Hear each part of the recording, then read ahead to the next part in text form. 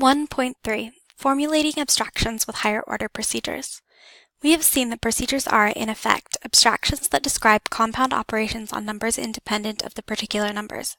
For example, when we define the procedure cube that takes input x to be the multiplication procedure applied to the inputs x, and x.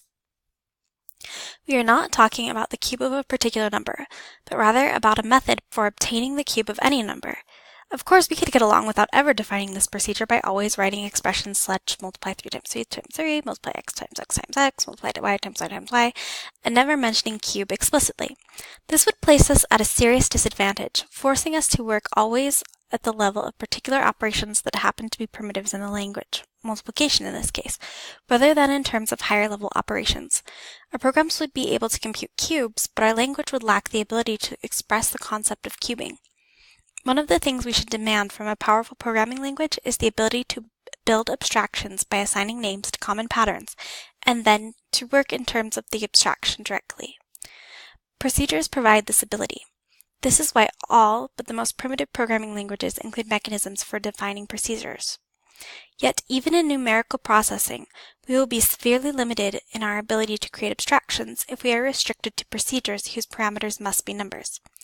Often, the same programming pattern will be used with a number of different procedures.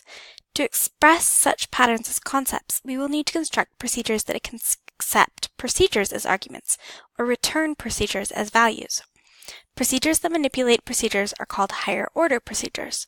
This section shows how higher-order procedures can serve as powerful abstraction mechanisms, vastly increasing the expressive power of our language. So I'm going to go ahead and put this into the interpreter, and then we'll put these into the interpreter as well. Oh.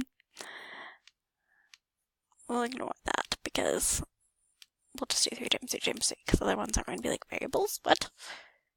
Oh.